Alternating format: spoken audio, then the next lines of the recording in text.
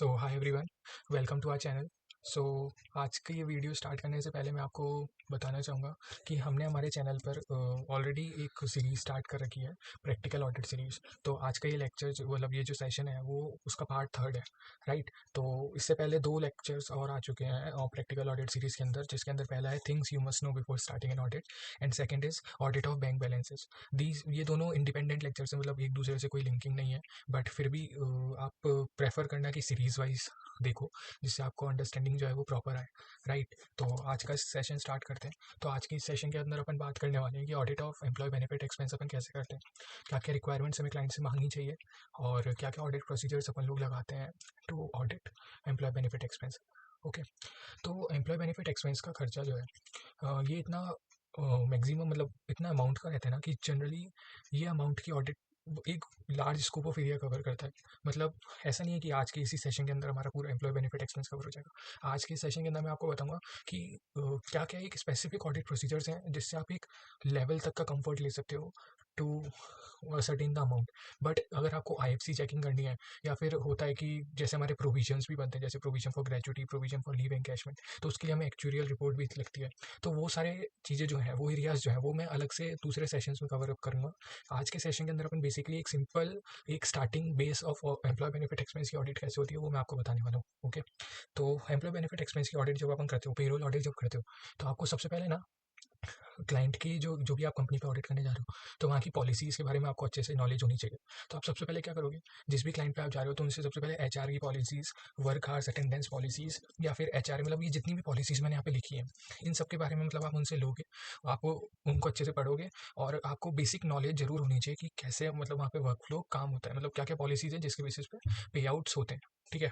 तो ये है। अब जैसे एचआर पॉलिसी में यहाँ पे आपको शो तो नहीं कर सकता हूँ, बट एक मैं डिटेल्ड इंडेक्स लेकर आया हूँ कि एचआर पॉलिसी के अंदर कवर क्या क्या चीज़ें रहती है। ठीक है। तो ये सारी चीज़ें कि उसके अंदर ग्रेड्स वगैरह बताई जाती है कि एम्प्लॉय की L1 M2 ऐसे डिफरेंट डिफरेंट ग्रेड्स होती हैं for each level of managerial person. ठीक है। तो वो ग्रेड्स डिफाइन रहती है कि किसकी क्या ग्रेड्स रहेगी। उसके अलावा office timings, leave rules, leave अब आपकी लीव्स क्या होती है, लीव भी आपकी होती है एक PL CL सिक लीव। ठीक है। तो उनके क्या रूल्स हैं, उनका कैसे पे आउट वगैरह रहता है, कितनी लीव्स आपको ग्रांट होती है, कितनी आप आगे मतलब कैरी फॉरवर्ड कर सकते हो, कितनी लैप्स हो जाएंगी, वो पूरी जो आपकी पॉलिसी है वो इसके अंदर डिफाइंड रहती है। उसके अलावा फिर आपका टोटल रिवॉर्ड्स मतलब आपका फ्लेक्सी पॉलिसी क्या है, एचआरए आपको कितना मिलेगा, कितना आपको व्हीकल अलाउंस मिल सकता है, वेरिएबल पे मतलब जितनी भी आपका सीटीसी से रिलेटेड जितने भी कंपोनेंट्स रहते हैं, उनका पे आउट स्ट्रक्चर कैसे डिफाइंड है कंपनी के अंदर, वो आपको पूरा एचआरए की पॉलिसी के अंदर समझ में आता है, राइट। मतलब आपको जो पॉलिसी पता होगी तभी आप उसको ऑडिट कर सकते हो इफेक्टिवली। तो आपको ये सब चीज़ों की नॉलेज होना सबसे पहले बहुत इंपॉर्टेंट है। अब जब हम लोग ऑडिट करते हैं ना, तो ऑडिट करते वक्त जैसे लीव की पॉलिसी बहुत इंपॉर्टेंट है, क्योंकि उसके बेसिस पे ही हम प्रोविजंस वगैरह बनाते हैं कंपनी के अंदर, और लीव के बेसिस पे अटेंडेंस वगैरह मार्क चेक होती है हमारी। तो उसकी हम एक अलग से समरी बना के रखते हैं।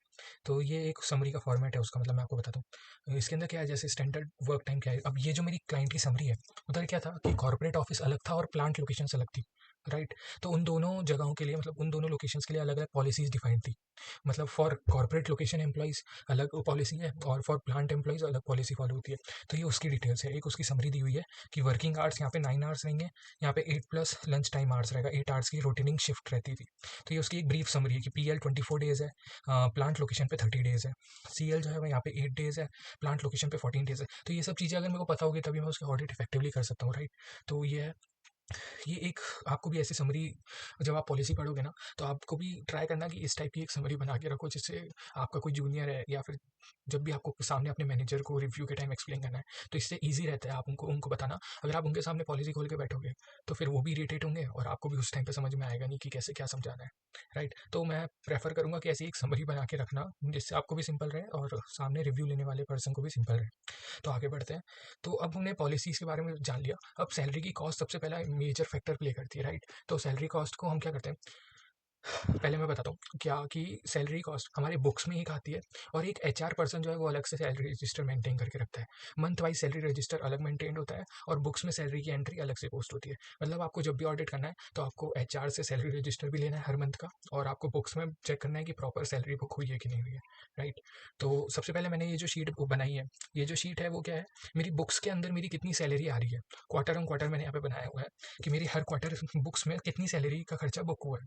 वो उसकी एक समरी है जिससे मेरे को पता चलता है क्या कि मेरा ओवरऑल खर्चा जो है वो कंपैरेटिवली सही बुक हो रहा है कि नहीं हो रहा है। मतलब एक वेरिएंस में एनालिसिस कर रहा हूँ कि मेरा सैलरी के अंदर कोई क्वार्टर में कम ज़्यादा वेरिएंस तो नहीं आ रहा है, उसके लिए बनाया हुआ है। उसके बाद में जो ये नेक्स्ट शीट है वो मेरी क्या है, salary cost year on year analysis. अब salary cost year on year analysis क्या है, इसके अंदर मेरा है कि लास्ट ईयर और कंपेरेटिव टू करंट ईयर मेरी सैलरी के अंदर क्या इंक्रीमेंट वेरिएशंस आए या फिर क्या वेरिएंस है, उसका रीज़न मेरे को यहाँ से पता चल जाता है। अब जो मैंने आपको बताया था अब जो मैंने आपको बताया था कि सैलरी रजिस्टर और बुक्स का मेरे को कम मतलब चेक करना होता है कि सैलरी रजिस्टर में और बुक्स में जो मेरी सैलरी कॉस्ट आई है वो प्रॉपर बुक हुई है कि नहीं हुई है। तो मैं बेस तो हमेशा क्या लेके चलता हूँ, सैलरी रजिस्टर को। अब सैलरी रजिस्टर क्योंकि उसके अंदर ही मेरी एम्प्लॉय वाइज डिटेल्स होती है कि सैलरी रजिस्टर में हमको पता चलता है कि इस एम्प्लॉय का कितना पे आउट हुआ है उस महीने में। बट जो मेरी बुक्स में एंट्री आ रही है वो तो एक लमसम एंट्री आती है एक अमाउंट की, कि ये अमाउंट का सैलरी कॉस्ट उस महीने में बुक हुई है, राइट। उसमें आपको एम्प्लॉय वाइज डिटेल नहीं मिलती है बुक्स के अंदर। तो अपन को क्या करना पड़ता है, सैलरी रजिस्टर और बुक्स को मैप करना पड़ता है। तो उसके लिए अपन क्या बनाते हैं, एक रिकन्सिलेशन बनाते हैं। तो रिकन्सिलेशन ज़्यादातर तो अगर आपको कोई बड़ा क्लाइंट है, बड़ी कंपनी है, लिस्टेड कंपनीज वगैरह है, तो वहाँ पे आप क्या है ऑडिट रिक्वायरमेंट में ही रिकन्सिलेशन मांग सकते हो, तो क्लाइंट आपको बना के शेयर कर देता है। बट इन केस अगर आपका क्लाइंट मतलब कोई छोटा या मीडियम साइज क्लाइंट है, तो हो सकता है कि वो आपको प्रोवाइड ना करे, तो आपको बनानी पड़ती है। तो उसके लिए मैंने आपको एक ये फॉर्मेट भी शेयर किया है। इसके अंदर मैंने बेसिकली क्या किया मैं आपको समझाता हूँ। ये जो है, ये जो 2 कॉलम है, इसके अंदर मैंने अपने बुक्स के जितने भी मेरे लेजर कोड्स हैं, जो मेरे सैलरी हेड के अंदर फॉल होते हैं, वो मैंने यहाँ पे मेंशन कर दिया कि ये मेरे सारे लेजर कोड्स हैं जो मेरे बुक्स में आते हैं, उसकी सैलरी से रिलेटेड। उसके सामने मैंने डाल दिया कि मेरा सैलरी रजिस्टर के अंदर कौन-कौन से हेड्स जो हैं वो इस जीएल कोड के अंदर बुक हुए हुए हैं। ये मेरे को मैपिंग करनी पड़ती है बेसिकली, टाइम कंज्यूमिंग है। तो एक बार आप अगर ऑब्जर्व करोगे तो आपको पता चल जाएगा। ये बेसिकली मैंने पाइवट बना के किया हुआ है कि सैलरी रजिस्टर का मैंने पाइवट बनाया है एडवाइस, और उससे मैंने कंपेयर किया कि मेरे कौन से लेजर के अंदर बुक्स के अंदर वो खर्चा बुक हो रहा है। तो उससे मैपिंग करके मेरे को पता चला कि ये जो लेजर है इसके अंदर मेरी ये 2 हेड्स की पेमेंट आ रही है, बुक हो रही है। एचआरए के अंदर ये 2 आ रही हैं। ऐसे आपका पूरा मैपिंग करके मैंने बनाया हुआ है। उसके सामने मैंने सैलरी रजिस्टर के हिसाब से मेरा कितना जैसे जनवरी का है, तो जनवरी का मेरा कितना खर्चा सैलरी रजिस्टर के अंदर बुक हुआ है, ये मैंने वीलुकअप लगा लिया सैलरी रजिस्टर से। और ये मेरा नेट बैलेंस आ जाएगा कि कितना मैंने बुक किया है एज़ पर सैलरी रजिस्टर, और उसका मैंने कंपैरिजन करा है एज़ पर बुक्स, कि मेरा बुक्स में उस महीने का आप ये वीलुकअप एंड लगा के चेक करोगे तो आपको पता चल जाएगा बेसिकली। अगर आपको अभी ये नहीं समझ रहा है तो आप थोड़ा होल्ड भी करना, नेक्स्ट सेशन के अंदर अपन इसको डिटेल से वीलुकअप के साथ में मैं समझा दूंगा कि कैसे एक बार सैलरी रिको बनता है, क्योंकि ये थोड़ा एडवांस चीज़ है। अगर अभी नहीं भी समझ में आ रहा है तो वेट फॉर नेक्स्ट सेशन, उसमें प्रैक्टिकल हम अच्छे से सीख लेंगे, राइट। तो ये मैंने आपको एक ऊपर ऊपर से ओवरव्यू दिया है कि कैसे अपन सैलरी रिको बनाते हैं। बेसिकली इसमें अपन बुक्स वर्सेस सैलरी रजिस्टर की मैपिंग करते हैं कि हमारा खर्चा जो है वो सेम अमाउंट का बुक हुआ है कि नहीं हुआ है दोनों जगह पे, कहीं वेरिएंस है तो उसका इम्पैक्ट क्यों नहीं आ रहा है, ठीक है। तो वो अपन ने ये बनाया हुआ है। इसके अलावा अपन चलते हैं नेक्स्ट। अब सबसे मेन होता है, यहाँ से आपका प्रैक्टिकल ऑडिट स्टार्ट हो रहा है बेसिकली। तो अब जब भी आप क्या कर रहे हो, एम्प्लॉय बेनिफिट का खर्चा बुक कर रहे हो, तो आपको सबसे पहले कंट्रोल होना चाहिए कि आपके कंपनी के अंदर कितने एम्प्लॉयज़ हैं, कितने कंपनी के अंदर ओपनिंग में एम्प्लॉयज़ कितने थे, ठीक है। ड्यूरिंग द मंथ कितने एम्प्लॉयज़ नए ज्वाइन हुए, कितने उस महीने के अंदर छोड़ के गए हैं, और क्लोजिंग में आपके कितने एम्प्लॉयज़ हैं। इसका ट्रैकर है कि आपके पास में बेसिकली होना चाहिए। उस ट्रैकर को हमने क्या नाम दिया हुआ है, हेड काउंट रिको। हेड काउंट रिको में क्या होगा, मंथ वाइज मेरे पास में समरी होगी कि कितने मेरे ओपनिंग नंबर ऑफ एम्प्लॉयज़ थे ड्यूरिंग द मंथ, कितने नए ज्वाइन हुए हैं, कितने रिजाइन हुए हैं, और कितने क्लोजिंग नंबर ऑफ एम्प्लॉयज़ है मेरे पास में उस महीने में, ठीक है। तो ये उसकी एक समरी होती है। अब ये जो समरी है, इस समरी का आपके पास में क्या होना चाहिए कि डिटेल्स होनी चाहिए एम्प्लॉय वाइज। जैसे अब ये न्यू ज्वाइनिंग्स आए हैं इसके अंदर, इस कंपनी के अंदर 1377, तो आपके पास में 1377 एम्प्लॉयज़ का पूरी डिटेल होनी चाहिए कि वो कौन से एम्प्लॉयज़ हैं जो 1377 हमारे ड्यूरिंग द ईयर ज्वाइन हुए हैं, ठीक है। तो उसके बेसिस पे आप सैंपल लोगे, फिर टेस्टिंग करोगे, राइट, इसलिए मैं बोल रहा हूँ। उसके अलावा फिर रिजाइन कितने एम्प्लॉयज़ हुए हैं, रिजाइन जो हुए उनकी डिटेल्स आपके पास में अलग से होनी चाहिए कि ये इतने एम्प्लॉयज़ जो हैं वो मेरे हेड काउंट रिको से रिकनसाइल्ड हैं, इतने एम्प्लॉयज़ मेरे रिजाइन हुए ड्यूरिंग द पीरियड। तो फिर मैं उसमें से सैंपल सेलेक्ट करूँगा और अपनी आगे की टेस्टिंग चेक करूँगा, राइट। और क्लोजिंग एम्प्लॉयज़ मेरे क्या है, एग्जिस्टिंग एम्प्लॉयज़। तो ये जो 1301 का आपका फिगर आ रहा है, ये 1301 के फिगर के आपके पास में ब्रेकअप होना चाहिए कि हाँ ये 1301 मेरे ये एम्प्लॉयज़ हैं जो मेरे ड्यूरिंग द ईयर पूरे टाइम रहे हैं पहले से, राइट। तो ये एक बेसिक हेड काउंट रिको एक समरी हम लोग बनाते हैं। इसका मैंने आपको पर्पस बता ही दिया। उसके अलावा नेक्स्ट आ जाता है हमारे पास में न्यू जॉइनीज। अब ये क्या है, ये मैंने सैंपल सेलेक्शन किया है, राइट। तो मैंने आपको जो ये बताया था अभी कि मेरे पास में 1377 एम्प्लॉयज़ हैं, 1377 एम्प्लॉयज़ में से मैंने कुछ सैंपल एम्प्लॉयज़ सेलेक्ट किए हैं, ये वो सैंपल एम्प्लॉयज़ हैं, राइट। तो ये सैंपल एम्प्लॉयज़ में मैंने देखा कि इनका एम्प्लॉय नेम ये है, इनका अपॉइंटमेंट लेटर। अब अपन क्या होता है, ये जो जैसे जॉइनी का केस देख रहे हैं अपन, तो जॉइनी में अपन क्या चेक करेंगे, अपॉइंटमेंट लेटर चेक करेंगे। तो अपॉइंटमेंट लेटर मैंने चेक किया, उस अपॉइंटमेंट लेटर में किसने इसको अप्रूव किया है, इनका अपॉइंटमेंट किसने अप्रूव किया है फाइनल, वो अपॉइंटमेंट लेटर में मैंने चेक करके वो यहाँ मेंशन कर दिया कि इन्हें अप्रूव करा है। और क्या इनकी जॉइनिंग डेट थी वो मैंने मेंशन कर दिया, और ग्रॉस सैलरी पर मंथ क्या अपॉइंटमेंट लेटर में मेंशन्ड है वो मैंने इसके अंदर डाल दिया, और इनका अटेंडेंस रिकॉर्ड मिला है कि नहीं मिला है मेरे को वो मैंने चेक करा। राइट, ये तो एक ब्रीफ मतलब ये इन डेप्थ अपन देखते हैं, इन डेप्थ से आपको ज़्यादा अच्छे से समझ में आएगा। तो न्यू जॉइनीज की इन डेप्थ कंट्रोल शीट। इससे पहले मैं आपको एक बार बताता हूँ कि हमारा अपॉइंटमेंट लेटर शो होता कैसे, मतलब ऑफर लेटर जो आप कंपनी देती है। तो ये अपॉइंटमेंट ऑफर लेटर है, इसके अंदर मैंने कंपनी का डिटेल्स तो हाइड कर दी है, बट फिर भी एक बार आपको समझाने के लिए मैं बता देता हूँ कि ऐसा हमारा अपॉइंटमेंट लेटर दिखता है। इसके अंदर आपका बेसिक पूरा उसका बता दिया जाता है कि आपका ये जॉइनिंग डेट है, इतना आपका बेसिक स्ट्रक्चर रहेगा, एचआर इतना रहेगा, पूरी सीटीसी का ब्रेकअप आ गया।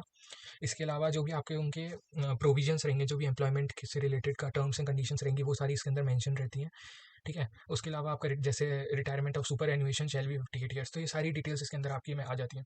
फिर हाँ, ये जो आपका अब आप देख रहे हो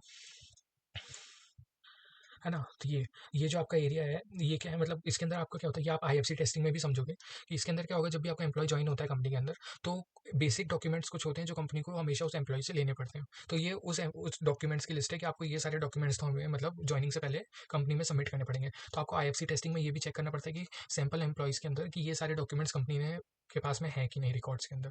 अगर नहीं है तो फिर वो कंट्रोल फेलियर माना जाता है। राइट, तो ये सारे डॉक्यूमेंट्स एक मैंडेटरी डॉक्यूमेंट्स है जो कंपनी के एम्प्लॉय को बिफोर ज्वाइनिंग कंपनी के पास सबमिट करने पड़ते हैं। उसके अलावा ये एक मेन होता है, इसके बेसिस पे अपन ऑडिट करते हैं। जो भी मैं इन डेप्थ शीट आपको समझाने वाला हूँ वो इसके बेसिस पे। ये क्या है, मेरा सैलरी कंप्यूटेशन या बोल तो सीटीसी ब्रेकअप है। इसके अंदर मेरा बताया हुआ है कि basic salary per annum and per month उस एम्प्लॉय की कितनी रहने वाली है, एचआरए एंड ऑल। इसके बेसिस पे हमारा आफ्टर ज्वाइनिंग जो है एवरी मंथ पेमेंट होगा। इससे ज़्यादा हुआ तो कंट्रोल फेलियर है, कम हुआ तो आपको चेक करना है कि क्यों कम हुआ है। अगर ज़्यादा हुआ है तो भी आपको क्लाइंट से मैनेजमेंट से पूछना है कि व्हाट इज़ द रीज़न, मतलब किस रीज़न की वजह से ज़्यादा पेमेंट या कम पेमेंट हुआ है। राइट, तो ये जो है ये आपका फिक्स्ड इतना बेंचमार्क है कि इस एम्प्लॉय को इतना पेमेंट होना है। राइट, तो ये मैंने बताया। अब इसके बेसिस पे अपन इन डेप्थ शीट बनाते हैं। तो इन डेप्थ शीट कैसे बनती है मैं आपको बताता हूँ। जैसे एक ही एम्प्लॉय है, तो इस एम्प्लॉय का मैंने पूरा ये इन डेप्थ शीट बनाई है। इसके अंदर क्या होता है, ये मैंने पूरा सीटीसी का उसका ब्रेकअप लिख दिया है। पूरा सीटीसी का ब्रेकअप आ गया। इसके अंदर उसका मंथली अपॉइंटमेंट लेटर के हिसाब से कितना पेमेंट था और एनुअल कितना पेमेंट होना चाहिए था वो मैंने बता दिया। उसके अलावा सैलरी रजिस्टर, मतलब इसका जो आप ज्वाइनिंग डेट देखोगे तो 4 अप्रैल है। ठीक है, तो 4 अप्रैल के हिसाब से इसका कितना पेमेंट होना चाहिए था एज पर सैलरी रजिस्टर वो मैंने डाल दिया। सैलरी रजिस्टर आपको क्लाइंट जो है वो हर मंथ का देता है, तो उसमें से आप देख के फिल्टर लेके आप चेक करोगे तो एम्प्लॉय मिलेगा, वो मैंने यहाँ से डाला है, मतलब कॉपी पेस्ट किया सिंपल इन शॉर्ट बोलूँ तो।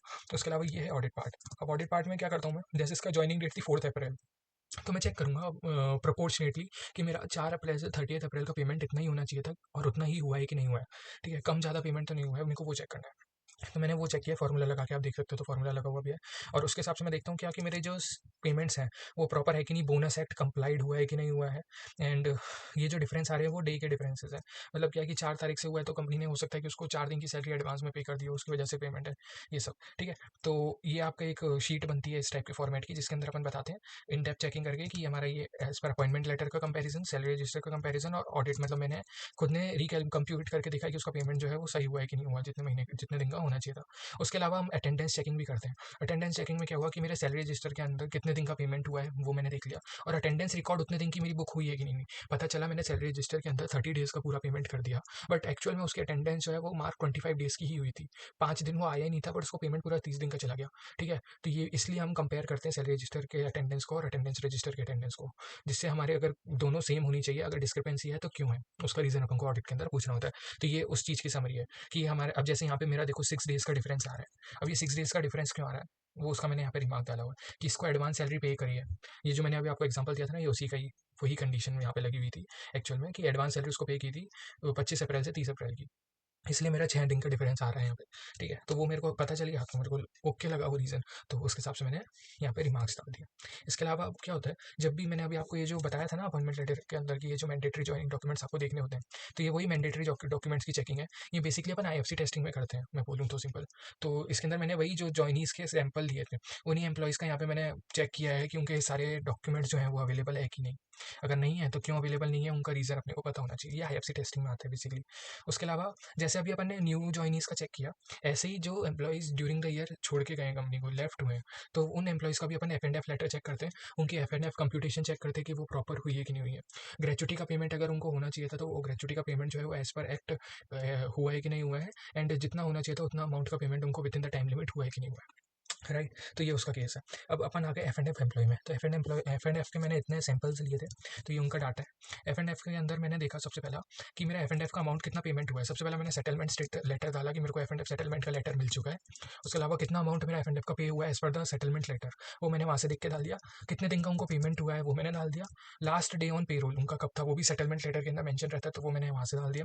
अब मैं चेक करूँगा कि मेरे को ग्रेच्युटी एप्लीकेबल है कि नहीं। तो आप जब ग्रेच्युटी एक्ट देखोगे तो आपको पता चलेगा कि इनकी ग्रेच्युटी एप्लीकेबल है कि नहीं। तो आप जनरली देखो, इनकी जो जॉइनिंग डेट थी वो सब पुरानी जॉइनिंग डेट है, मतलब जितना ग्रेच्युटी एक्ट के अंदर बताया गया उससे पहले ये लोग ज्वाइन हुए थे, तो इनका ग्रेच्युटी एक्ट एप्लीकेबल है। राइट। और ये लोग जो एम्प्लॉइज़ हैं ये सारे नए एम्प्लॉइज़ थे, इनका ग्रेच्युटी एक्ट एप्लीकेबल नहीं था, जो लोग छोड़ के चले गए, तो इन पे ग्रेच्युटी पेमेंट नहीं करना है कंपनी को। राइट।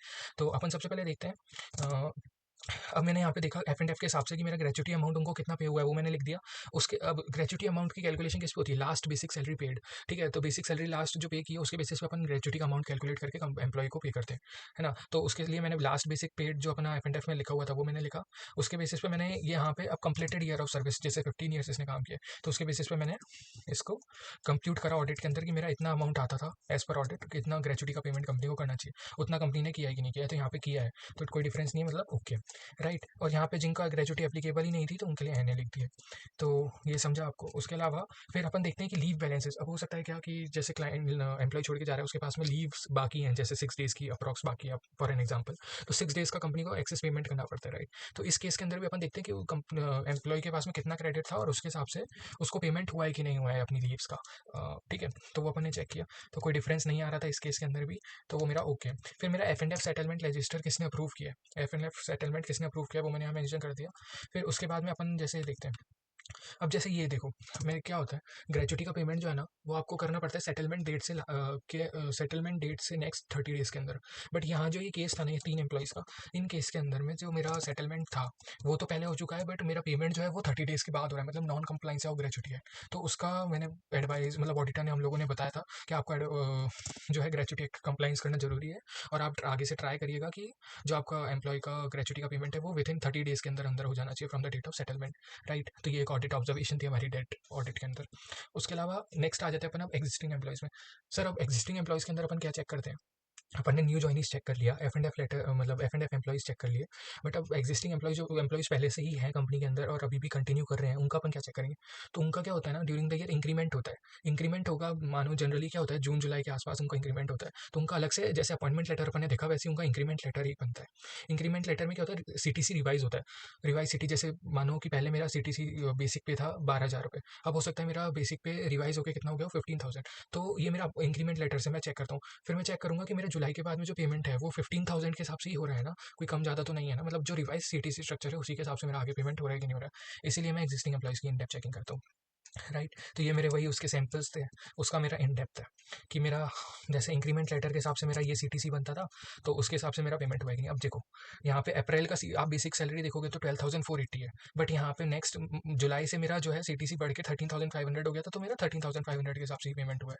राइट। नेक्स्ट केस भी आप देखोगे तो जैसे 61,250 का इसका इंक्रीमेंट लेटर के हिसाब से बेसिक सैलरी रिवाइज हुआ था, तो पहले इसका था 56,180, बट आफ्टर जुलाई इसका पेमेंट जो है वो हमेशा 61,250 के हिसाब से ही हुआ है। राइट। तो सिक्स और वो अपन ने चेक कर लिया। उसके अलावा वही अटेंडेंस चेकिंग जो मैंने अभी आपको बताया था, वो अटेंडेंस चेकिंग सेम अपन ने इनका भी किया है कि अटेंडेंस जो है वो प्रॉपर्ली मार्क हो रही है कि नहीं हो रही है, और उसी के हिसाब से पेमेंट हो रहा है कि नहीं हो रहा है सैलरी का, वो अपन ने देखा। अब सबसे इंपॉर्टेंट क्या होता है, मिनिमम वेजेस। मिनिमम वेजेस बहुत से लोग छोड़ देते हैं अपने ऑडिट करने में, मतलब क्या होता है मिनिमम वेजेस का कंप्लाइंस भी आपको चेक करना है। जनरली हर स्टेट की गवर्नमेंट जो है वो टाइम टू टाइम जो है एक नोटिफिकेशन लाती है, उसके अंदर वो बताते हैं कि आपका मिनिमम वेजेस इतना है for this period of time, मतलब आप कंपनी उससे कम पेमेंट करेगी तो नॉन कंप्लाइंस और उस पर पेनल्टीज वगैरह चार्ज हो सकती है। तो एज एन ऑडिटर हमें वेरीफाई करना होता है क्या कि मिनिमम वेजेस का payment as per minimum wages उतना या उससे ऊपर हो रहा है ना। अगर उससे कम हो रहा है तो नॉन कंप्लाइंस है, फिर आपको प्रोविजन बना के रखना पड़ता है, वो सब एंड ऑल एक चीज़ हो जाती है। राइट। तो ये उस चीज़ की वर्किंग है। तो मैं आपको पहले बताता हूँ कि वो नोटिफिकेशन होता है कैसे। जैसे ये जो कंपनी थी महाराष्ट्र की कंपनी है, तो यहाँ पे महाराष्ट्र के हिसाब से जो मिनिमम वेजेस लॉ नोटिफिकेशन है वो अप्लाई होता था।